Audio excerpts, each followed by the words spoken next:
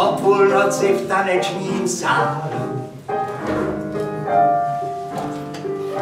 V tanečním sálu vinárny se šílelo 10 deka ementálu a pustilo se v tanec nezdárný. A nikdo nereptal, nikdo se nezeptal, proč tančí ten ementál. Tančících 10 deka nikoho nepoleká, tak ať si to ten sýr hezky užije. A podivný ten přízrak páru v tanečním sálu vinárny nepustil rytmus ze svých spárů. Sýr bledý s mnoha děrami a nikdo netančil a klavírista hrál jenom pro ten ementál. Tančících 10 deka nikoho nepoleká, tak ať si to ten sýr hezky užije. O půlnoci v tanečním sálu, v tanečním sálu vinárny se šílelo 10 deka ementálu a pustilo se v tanec nezdárný.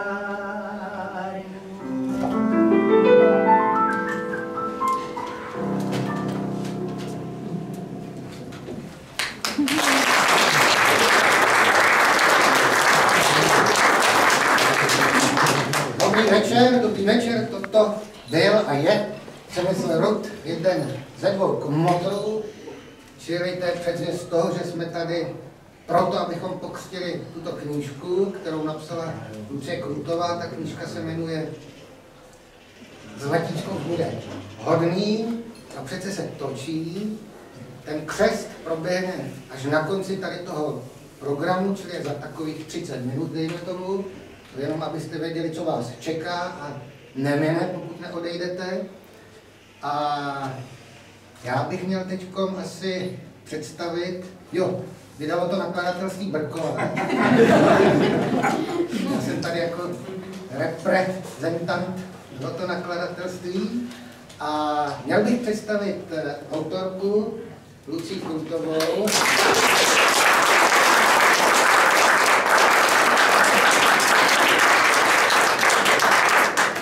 A jenom předpokládám, že všichni Lucii znáte, ale možná někdo Lucii nezná úplně, anebo jenom zlomkovitě, tak bych připomněl pár životopisných dat z jejího života. Jsem si to nastudoval. Lucie Krutová se narodila 28. května roku 1900.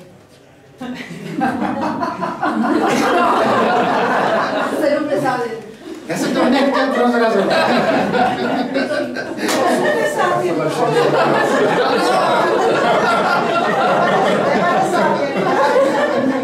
No tak dobře, vy jste mě to vyfoukli. Dobře situované, středostavovské, inženýrské. Mládí měla pestré. Úspěšně prošla základní školu. Poté nastoupila na gymnázium Zdenka Nejedlého. A tím taky prošla. A poté studovala vysokou školu ekonomickou a stala se diplomovanou inženýrkou ekonomie. A poté nastoupila do československých aerolinií, kde zastávala pozici, o které já nevím vůbec nic. A co to bylo? Route manager. Dobře, všichni víme.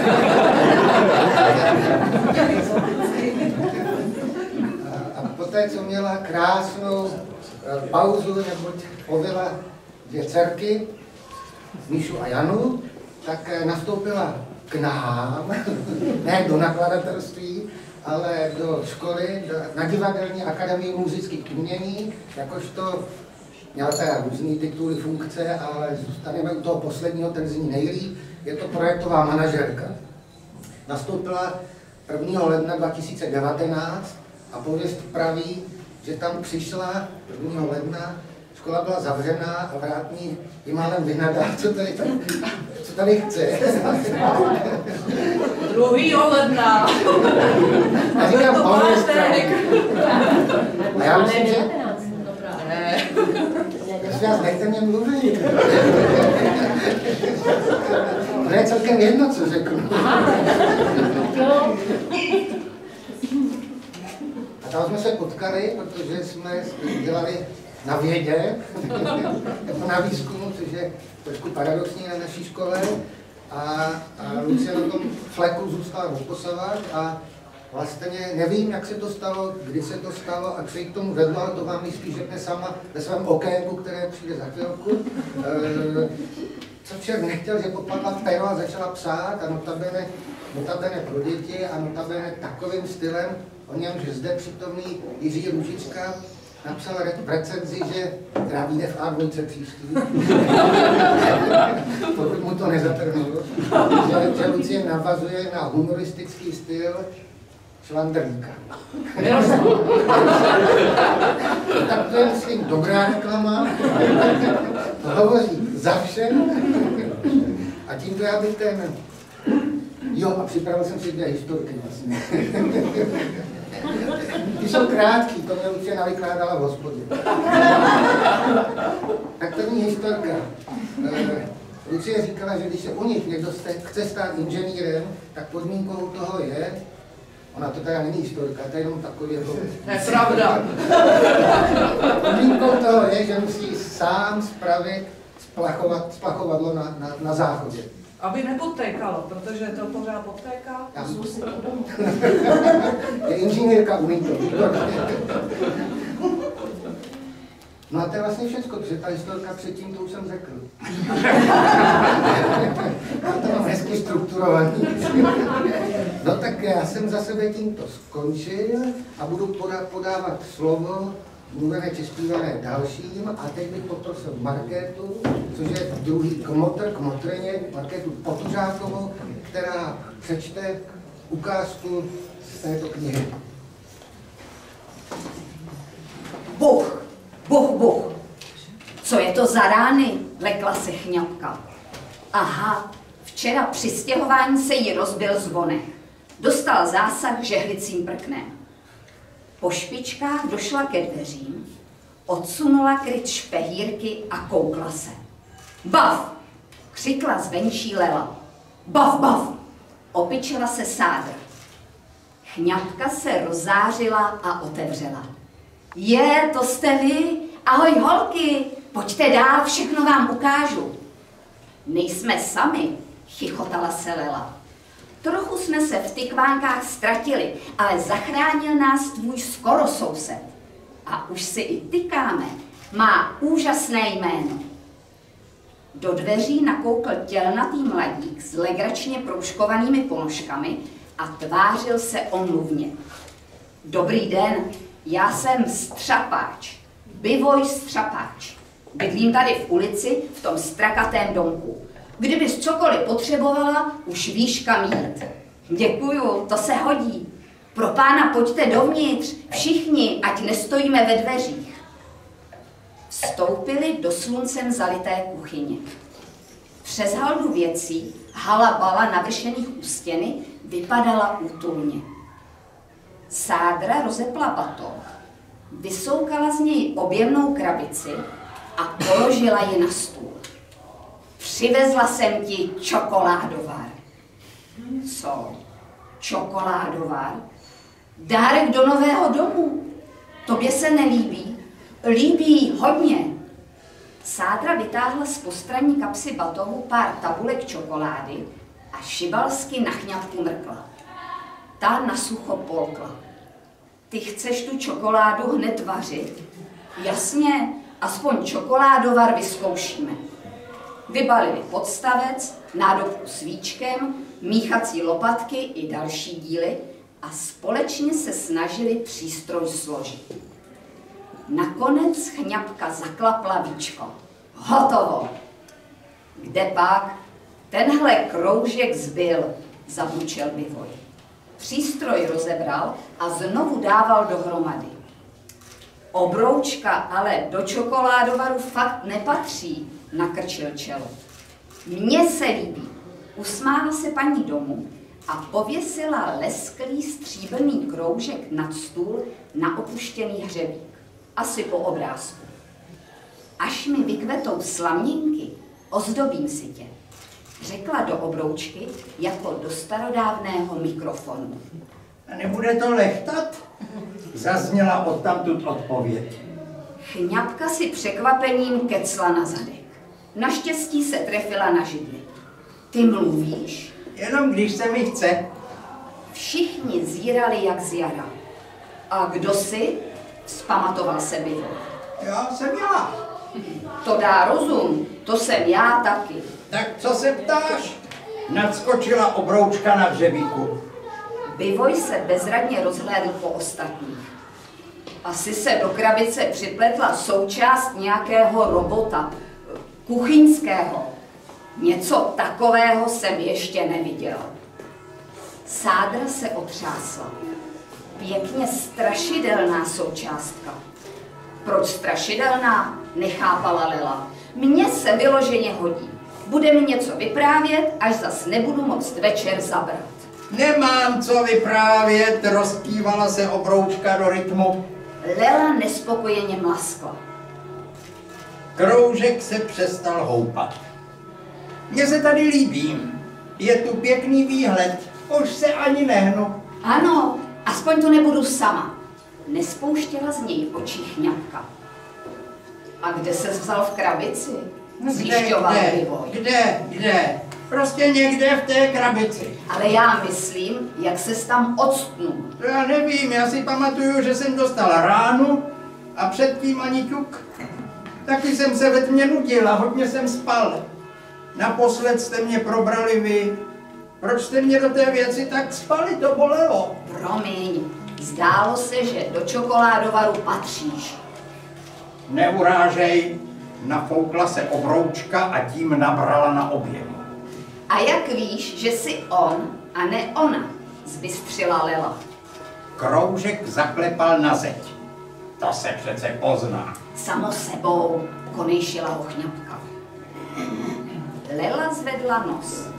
No, já nevím. Co nevíš? Štěklo kolečko. Chňapka na kamarádku zakoulela očima a přitiskla si prst na pusu. Lela zmlkla. A kroužek se zakroutil. Říkali jste čokoládovar? Jakože to vaří čokoládu? Sádra místo odpovědi rozbalila jednu sladkou tabulku a nalámala ji do přístroje. Chňapka přilila mléko a zmáčkla tlačítko start. Funguje! Lusknul Bivoj tučnými prsty. Čokoláda se rozvonila po celé kuchyni. A kroužek se nedočkavě rozvibroval. Dáš si taky? Si piš! Hele, a jak ty vlastně piješ? Čokoládu sem a hned tu vidíte. A nejsem žádný hel. Tak pardon. Když se čokoládovar sám vypnul, Lela stočila nápoj do šálku a podala ho kolečku co nejblíž. Hladina hnědé tekutiny se začala vzdouvat, ozval se strkavý zvuk a kolečko křiklo. Au, to pálí! Lela taky usrkla a uznala, má recht. Bodeď, když se to vařilo, poznamenal Bivoj. Kuchyní zavanul průvan, jak se obloučka snažila ochladit. Herčí, kýchla Sádra. Je to pravda. Kulatá věc přestala funět a protáhla se. Rád bych se vám představil, abyste věděli, jak mi říkat. Čekali, ale nic se nedělo. Tak to načala Lela a 3 prsty obroučkou potřásla. Já jsem Lela, správně Lenka, jako je Sádra Simona a Chňapka zase Eva. Mumlal, že ho to těší a nakonec se zase odmlčel. Až po dlouhé chvíli pokračoval a skoro plačtivě. Když já si na své jméno nevzpomenout, jak mě něco bacilo, vypadlo mi i tohle. Vím jen, že jsem začínal na F, ale proč to vím, to nevím. Budeme hádat, však na to přijdeme, navrhla Chňapka. Filip, vykřikla Lela, jako ten herec. Ne, štěplo kolečko. A žádné herce neznám. Co František, zkusila Sádra. Felix, měla jasno Lela. Ne. Nech nás přemýšlet, poškrabal si čelo Bivoj. Kroužek začal fňukat. Bezejmenný se cítím nesvůj. Chňapka vzala do ruky jeho šálek, čokoládu mu pofoukala a přidržela až u něj. Teď už bude akorát. Tentokrát jí vyzunkl na jeden zátah. Jen to zabublalo a šálek byl prázdný. Stěna zůstala čistá a na stole pod kroužkem ani kapka. Zkuste další jména, vrtěl se Kroužek, musím si vzpomenout. Sádru napadlo, co ti vymyslet jméno prozatímní, než si vzpomeneš. Jaké třeba, vzdychla obroučka, až je to ofouklo. Začali se předhánět v návrzích. Fox. To zní jako box, prověsil se Kroužek. Filemon. Co pak jsem nějaké ovoce? Fanda. Nikomu nefandím. Faraon. Jako zrzavý mravenec? Nikdy. S tebou je to těžké. Co kdyby si našel jméno sám, Zlatíčko, navrhla Chňapka. Dobrá. Říkejte mi tedy Zlatíčko. Ten Zlatíčko, holka nejsem. A to už nepleťte. Zlatíčko? Vždyť jsi stříbrný, vyjevila se Lela. Chňapka jí chňapla za ruku a špitla. Nech ho, proti gustu. Patří k dobrým zvykům, že se, když mají být čtenáři nebo kupci na něco nalákáni, tak že se přestane v takovém místě, které je nesnesitelně napínavé. Dočetli už sami z vlastního exempláře. A tohle je místo napínavé dvojmo, jednak jsme představili tak trochu hlavního hrdinu, ale ještě vlastně nezačal příběh a jednak ještě končíme prostřed věty proti gustu. A teď, kdo chce vědět, jak by ta věta mohla případně pokračovat, tak si musí zakoupit ten výtisk. Je to teda, Lucie, spíš vyskočil než Švandrlík, ale to by taková reklama nebyla, takže já to chápu, že to ohlásili takto. Ale my bychom mohli přece jenom o hlavním hrdinovi prozradit, že je nesnesitelně žravý. A že k tomu jsme vybrali následující píseň.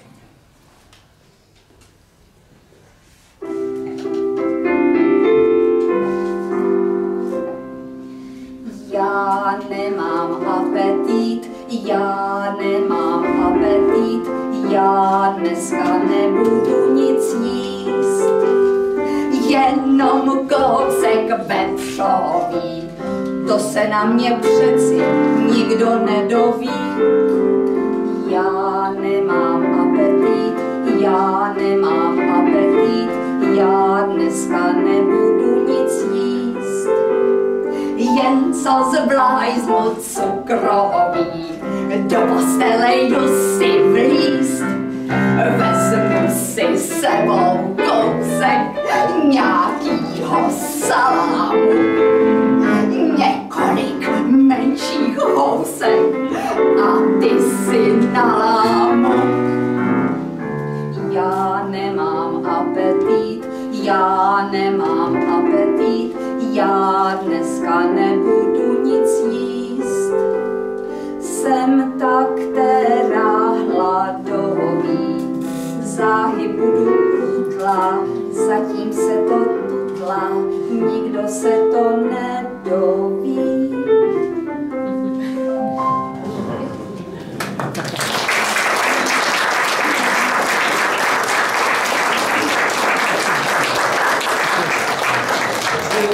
Děkuju. Prosím vás, pojďte tady do vozu, tam ještě stůl, kde se můžete opřít. A tady je víno, který si můžete vzít, ať tam nestojíte na průvaně. Já budu plynule pokračovat, už se nenechte rušit. A já bych vlastně teď poprosil autorku, a než dostane slovo, tak já vlastně řeknu, pojmenuji ty spolupracovníky. O obrázky se postaral Emil Svoboda, jinak teda spolužák z gymnázia Zdenka Nejedlého. Tam ho zatleskejte, ne?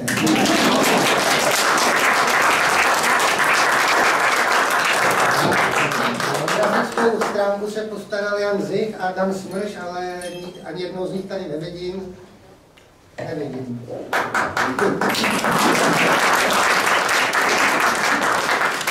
A já jsem Luci pomohl s textem, že jsem to redigoval a poprosil bych Luci, aby nám něco řekla. A Emana vlastně taky.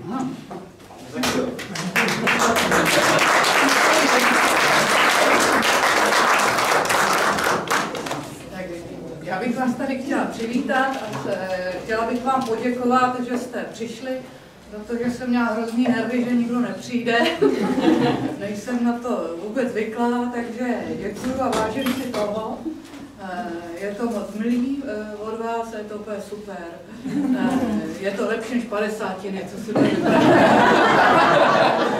Není tam to přečíslení a je tam jeden taky.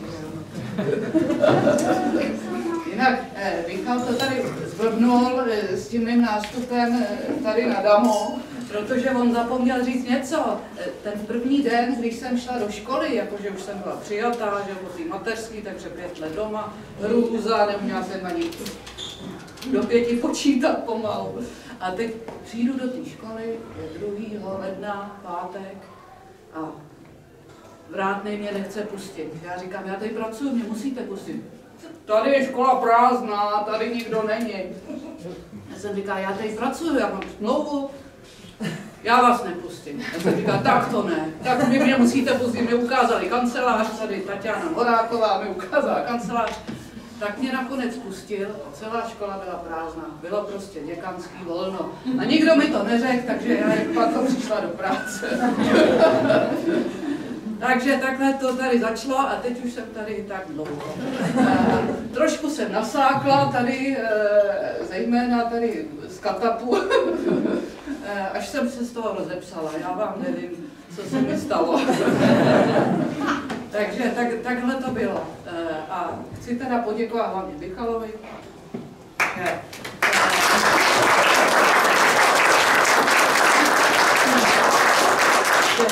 Že mě nezapudil a naopak mě celou dobu hezky podporoval. A chci poděkovat tady Emanovi, protože tak hezky kreslil. A když jsem řekla, že mě nakresle tlustou, tak mě trošku zhubenil. A to je všechno. Ráda bych poděkovala těm, co tady nejsou, ale protože tady nejsou, tak mají smůlu, ale ještě bych hrozně moc chtěla poděkovat Markétě, která tak krásně četla a zpívala, a Přemyslovi, který krásně hraje. Tak a teďka Emma. Tak já moc děkuji, že jste všichni přišli, protože skutečně byl trochu strach, že nepřijde nikdo. A já jsem si utěšoval, že v nejhorším případě to bude jako Mozartův pohřeb, což je velice jako romantická záležitost a zajímavá. Ale slyšel se vás tady tam mnohem víc než na Mozartově pohřbu. Tam nepřišel nikdo, nebo? No tam přišlo asi 5 lidí, no. takže to je moc krásný. A jinak já jsem si chystal různý speciální řeči, ale bylo mi řečeno, že na moje speciální řeči není nikdo zvědavý. Řekla já. Tak já jenom poděkuji samozřejmě Luci, že mě pozvala, abych tu knížku ilustroval, potom Michalovi a potom Karlu Halunovi, Jo. který mě tak jako usměrnil, jak to mám dělat.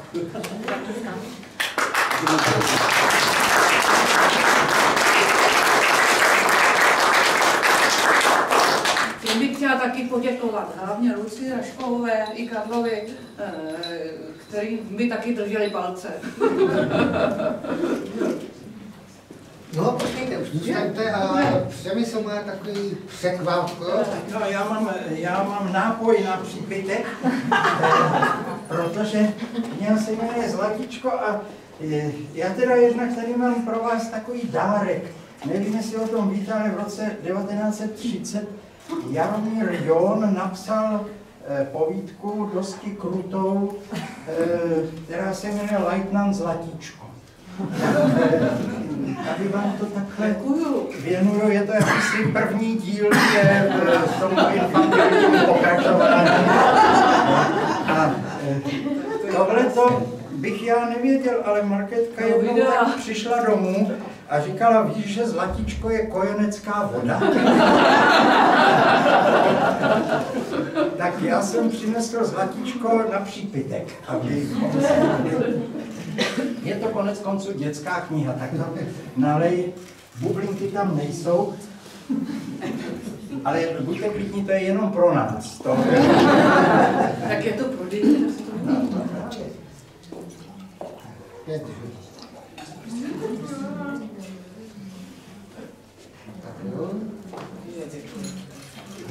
Než si připijeme, já vlastně jsem zapomněl poděkovat tady Jakubovi Hradilkovi a tady kavárně v Husovce, že nás sem pustili za velice výjimných podmínek. A chtěl jsem říct, že ta knížka o Lucie, co tu je, se prodává za nevídaných 200. Slyšíte dobře, 200 korun. Jinak v obchodech, já přesně nevím, 15, něco takového. Prosím vás, neváhejte, dokud tu těch pár kousků máme. Pro Vánoce. Tak na úspěch té svojí prvotiny.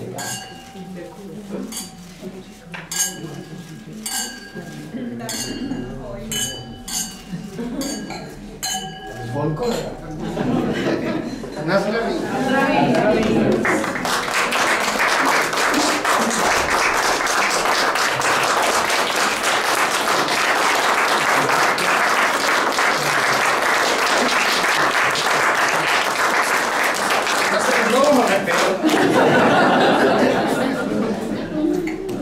Než vypukne volná zábava, tak tady Přemysl s Markétou. My jsme si říkali, že by tam měla být taková píseň, která by trošku charakterizovala autorku. Tak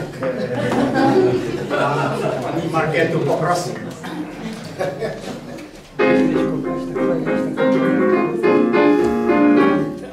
Ač jsem dívka z lepší rodiny, zvyklá poslouchat jak hodiny, nevím sama, proč něco si nutká. Ač jsem dívka z lepší rodiny, nemám proto důvod jediný počínat si jako příživnice. Máme doma trávník anglický, na něm stojí symbol falický, je to vodotrysk, z něj voda prská. Druha září kolem drkače, do smíchu je mi i do pláče, jako když mě bičem mrská.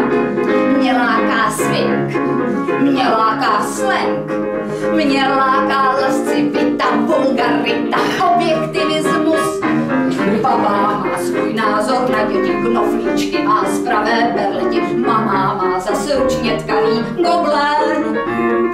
Já mám z mravu známku sníženou, tak mi hrozí, že mě vyženou, protože jsem jejich extra problém. Mě láká koks, mě láká sex, mě láká pec nám spadla destruktivismus. Ať jsem dívka z lepší rodiny, zmocní se mě svůdné vidiny, pavou hříchu síť svou pro mne utká. Vypuplají temné huby, hamba padne, oci všetiny, nepojď ze mne bude, nepojď ze mne bude, nepojď ze mne bude. V domácnosti.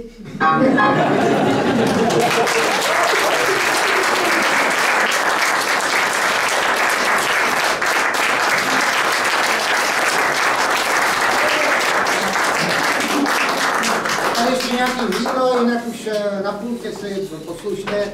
Děkujeme a bavte se a udělejte tady útratu.